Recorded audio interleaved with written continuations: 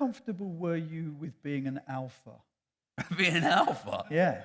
Because I'm not sure I am an alpha. But in that environment, Yeah. you're talking about people that go out, drink all lunch, come back.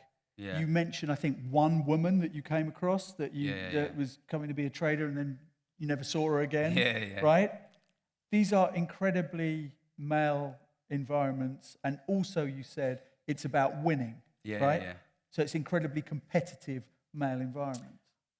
So the game part, I'm kind of obsessed with like maths and numbers and games, and a lot of people. This is a kind of like a brain type. So the game thing I was comfortable with, and then I think the kind of alpha lad stuff. When I was like young coming in, I kind of had to do that. There's a guy in the book called Rupert who's public school boy, very wealthy, and he lived in Clapham and I lived in Ilford, which is like, and he would invite me and Harry Samby to come out and like hang out with his crew, and I was like his little Cockney sidekick, basically. And they used to call me Gary the Geezer. And the funny thing is, like, because I know you're from like where I'm from. This kind of like, of course I'm from Ilford, it's East London, like, but like I went to school that's like 90% Pakistani, so I'm not really like a Cockney guy really when it comes down to it. But like, I did lean into it, and I started talking a little bit Cockney than was really my voice. And my friends would be like, "Why are you talking so Cockney like that?" But it just starts sort of happening. But I was never very good at it. I'm not a big guy. I couldn't drink as much as these big guys. There's obviously this one incident in the book where I come in and I throw up all in the toilets. But the beauty of it, and I say the beauty, I think a lot of people think the book is like an attack on finance. But in a weird way, I wanted it to be like a love letter to finance, in a way. Because I love this space where you just go in and you compete. And there's something beautiful about a space where a kid like me can come in, and within 3 years, he's the best guy. But how can it be a love letter to finance when one of the key tenets of what you're saying to the world now is that the rich, and you were surrounded by rich people, are hoovering up all your assets and benefiting greatly from inequality? It can't be a love letter to finance and be that as well at the same time. Listen, a person does not have to be a good person for you to fall in love with them. No. Previous girlfriends will attest to that. Yeah, I think most people here will be aware of that, And, I had this rule in the book: no 100% good guys, no 100% bad guys. Right. So I had to add in all this fake bad stuff about myself to. But like these people who work in finance, they're not like the Penguin from Batman. You know what I mean? Like, they're not like monsters. Yeah, like I love these guys. I don't come from the best like family. I had a difficult childhood, and I think especially in the early part of the book, I really wanted to give this sense of what I think it was, which was, as much as I thought I was searching for money, I think a lot of what I was searching for, and what a lot of young men who think they're searching for money for, is you're kind of searching for family. You're searching for your place. You're searching for acceptance.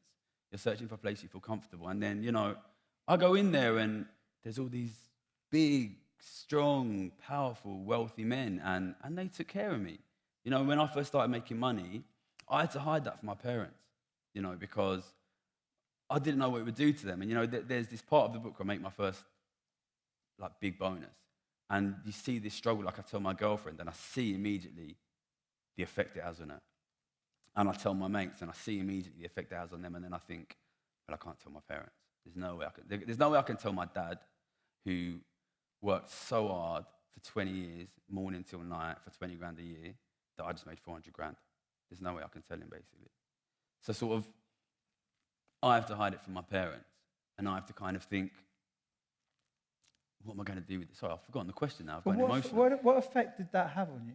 Tied that, because one thing that we missed earlier on when we were talking about grammar school was you were expelled from grammar school, right? You were expelled for dealing cannabis. Yeah. And when that happened, your mum was crying, right?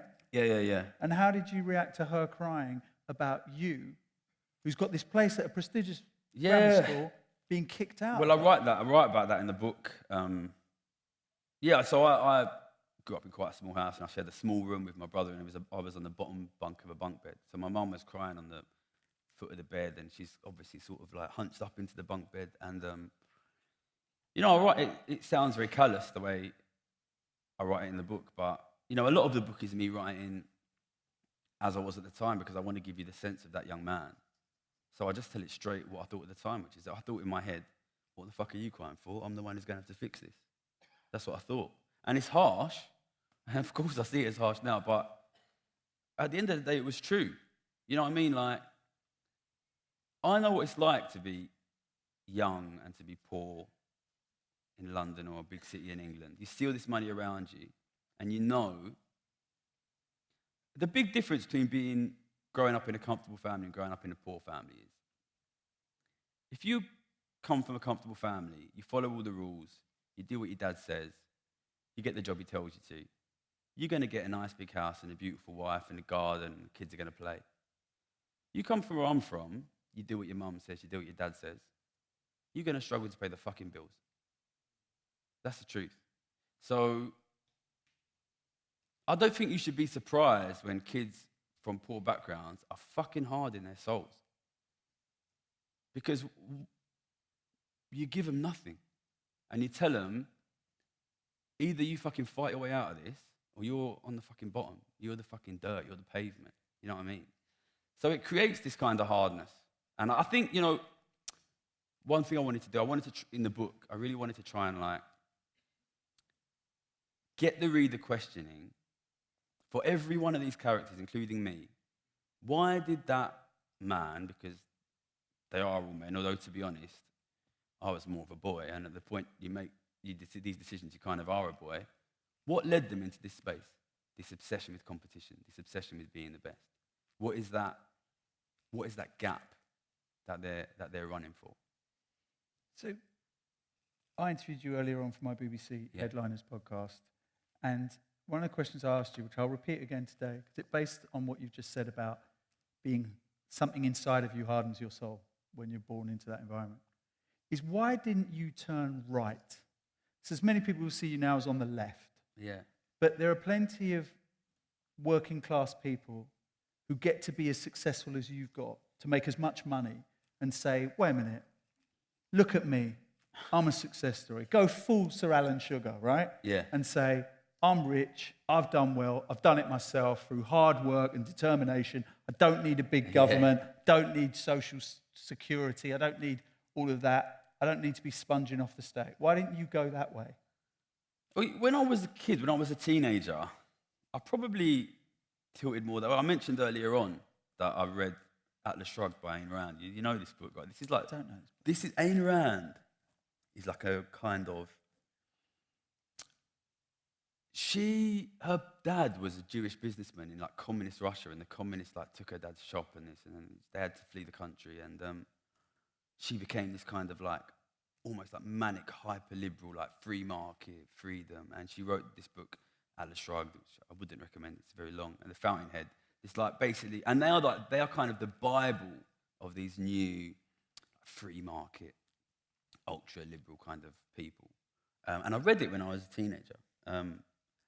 And to be honest, I wasn't really political as a kid. I just thought I wanted to make money. I was politicized by the job, right? I was politicized by the job, by this experience. My job was to analyze, is the economy going to be strong, is the economy going to be weak? And, you sit and you look at it for years, and most people here will probably know the story. You realize the economy is going to be not just weak forever, but continually weakening forever because of growing structural inequality, and that social mobility is going to disappear. And there's this, I think, quite beautiful scene in the book where you have this penny drop moment, this realization. It's worse forever. It gets worse forever and ever, and it never gets better, and living standards collapse, and people lose their homes, and people fall into poverty. And I knew exactly what that meant. It meant I had to buy green Euro dollars, because that's the space we were in. That's the space. And I think that's what we do to our young men. You know what I mean? And I did it. I put the bet on, and I made the money. And I did it again, and I put the bet on the next day, and I made the money. And it would be easy for me to sit here and say, and that's when I realized, fight the system, it's fucked. But the truth is, and anybody who's read the book will know this, basically, I had a mental health crisis, is what happened. Like, I couldn't fucking eat. I dropped to 8 stone. I was 8 stone. That's what I weighed. I couldn't sleep. I didn't care about anything. I bought this apartment. I ripped all the furniture out, ripped the floors out, fucking walls, just put a fucking mattress on the floor and a TV. And my girlfriend she brought a sofa in. I didn't even care. And I think this is what you see here, in my opinion, and I'm not a fucking psychologist, is we tell our kids, especially our young men, not just our young men, but especially our young men, your job is to fight, go out there, get it, compete, make money, get rich. And I did that. And I worked fucking hard to understand the economy. And I think I developed a really good understanding of the economy. And I was judged to have that really good understanding of the economy. And what I saw was an economy that's going to collapse forever. And there's nothing in that system, and there's nothing in the moral code I received as a kid to tell you what to do in that situation. And there's nothing that says if you realize through the course of being one of the world's best paid economic analysts that it's going to be a massive economic disaster, you should tell someone. You should escalate it. Nobody at the bank, nobody even suggest. Everyone was like, you're the man. Here's $2 million. Do it again. Like this, and then it's this. I think the mental health crisis came from the absurdity of it. Have you seen this Korean film, Parasite? The Oscar-winning. Yeah, I love that film. And there's this scene at the end where, I'm not going to ruin it for people who haven't seen it because it's a great film. Go watch it. This terrible thing happens. This horrible thing happens. This unbelievable thing happens. And the kid from the poor family ends up in hospital. And he wakes up, and he's told by the doctors what happens. And he starts laughing. And he laughs for 2 weeks or something. People don't all remember this about the scene. I love that scene because what I saw, you work hard, you get the best grades, you go to LSE, you're the top student at LSE, you get the best job, you work fucking hard, you realize the economy is going to collapse forever, you put the bet on, here's £2 million, do it again, you're the best, you're the man, buy a house, get more, become a fucking hedge fund manager, bet on the rest of the world collapsing, fucking all the way to the fucking moon. It's so absurd that I think it's funny. It's funny, and it's sickening. And I think, to be honest, and maybe I'm giving myself too much credit, I think becoming physically sick in that scenario is the fucking correct thing to do because it's a physically sick fucking situation. And I didn't really choose to do this, but I didn't have a choice. If I went back, I could probably still go back and trade and make a lot of money. I'd get sick again. I know it. Because it's just, because you fucking should. You should be sick. In that world, you should be sick. And can you link that directly to the fact that the majority of people on that trading floor do not know the real world effects of what happens when inequality grows? Therefore, for them, it's an abstract. I think money and luxury and ski trips in Chamonix and Las Vegas and VIP tables in nightclubs and restaurants, and they can have a very powerful anesthetizing effect. And if I'm being honest, and maybe I'm putting something on it that's not there, I think deep in their hearts, I think they know. But you don't want to know, do you? Because for these guys, for me, it's a little bit different, right? Because I come from being poor, right? And I know you were not born rich, right? But imagine you're born rich, right? You go to an expensive fucking school, you have a nice fucking house. At some point, you realize how much poverty is out there. You realize how ordinary people live. You've seen the homeless guys on the street. In your heart of hearts, you know that, but for the luck of the gods, that could have been me. Because that's how it is, right? But you don't want to believe that, right? You don't want to believe that. You don't want to believe that. You want to believe that you, but not just you, your dad, you know, we're better than that. We're better than that. And unfortunately, my experience in these kind of elite stratas of society is a lot of richer people on some level, they do believe that. They believe that the reason that poor people are poor is because they're lazy, or because they don't work hard, or because they're drug addicts, or because they're morally weak. And, you know, they own newspapers that will keep telling people that as well. It's easy to believe that when you've got a VIP table at Movida. Movida's a shitty club in central London. You don't want to go there. I've been there. It's terrible. Our economics student, our sole economics student here today, representing, what should he go in and tell his, or ask his lecturer tomorrow morning? Because you've got quite a lot to say about how economics is taught in this country. What should he go and ask him? I think the most interesting question to ask an economics professor is, do you think the economy is getting better? Do you think the economy is getting better? Because I think that for me was probably the most interesting. What would be the measurements of that? Well, of course, there's a lot of ways economists would measure it. Quite. Well, and I mean, if you look at the ways economists measure it, GDP is getting higher. GDP is higher now than it was before COVID. GDP is higher now than it's ever been. You know, you guys are richer than you've ever been. This is the best you've ever had it. You never had this so good. And you all feel better than you've ever felt. I'm going to make a point on this, right? So there was an article in the FT about a month ago. A lot of people sent it to me. It's by an intelligent guy called John Byrne Murdoch, right?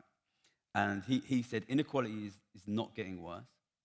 And he put the line in there, and I'm probably going to slightly misquote this. He said, the picture for the poorest is unambiguously good in terms of how living standards have changed in the last 10 years. And this is why I say the question to ask him is, are things getting better? Because this is an intelligent man, and I've been calling this guy out a bit on this, and I feel bad because he's by no means unique within that space. You've got an intelligent man, elite university degree, Financial Times, saying the picture for the poorest is unambiguously good. This is what you need to be scared of. This is what you need to be scared of, because a crisis of inequality is good for that top 1%, that top 5%. How many people do you know who are in this conversation about what do we need to do about the economy at the top level that are not in the top 1% or the top 5%? And this is why I'm on fucking YouTube. And I know it's because I'm in this world of like think tanks and stuff, right? They all write 75-page PDFs to send to Rachel Reeves, right? And I've never met Rachel Reeves, and I'm sorry to call Rachel Reeves that so much. She might be like a really nice lady, and I would love to meet her at some point, right? But I don't believe, unfortunately, the group of wealthy people that we have given the power to have this discussion will fix it. And not because they're evil, right? It is working for them. It is working for them. And when something is working for you and for your family and for your community, and I think deep, deep, deep down in your heart, you know it's working for me. You know it's working for me. And I think you asked me this morning, you said, well, that's Rachel Reeves' job, right? Well, I'm here today, and I wrote this book, and I'm on YouTube, because I'm trying to tell people Rachel Reeves is not going to do it. And it's not because I hate Rachel Reeves, right? Rachel Reeves is part of this kind of elite orthodoxy that can't see past GDP growth, that doesn't care about inequality. But more than anything, at the end of the day, they are protected, they are getting richer. They are protected, they are getting richer. And it's ordinary people that are not protected and that are getting poorer. So the fire brigade is not coming. The fire brigade is not coming. I'm sorry. And I know that is scary. And I know that is not something that you might want to hear, but the fire brigade is not coming. I know it's not your job. And I know you're not paid for it. The people whose job it is, they're not going to do it. They're not going to do it. And the people who are going to pay the price for that is fucking you. It's you and your family and it's your kids. You have to do it. You have to do it. And obviously people are here. I guess most people are fans of my channel, right? It's of course, support my channel and help grow my channel. I could get hit by a bus tomorrow, right? You need to be able to run this. Inequality matters.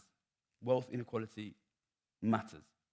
So you can ask your professor, but he's in that 5% as well, and hopefully you will be as well. But most of you, I guarantee it, will not end up in the top 5% because that's how fucking statistics work. You need to be able to protect yourselves. You need to be able to protect yourselves.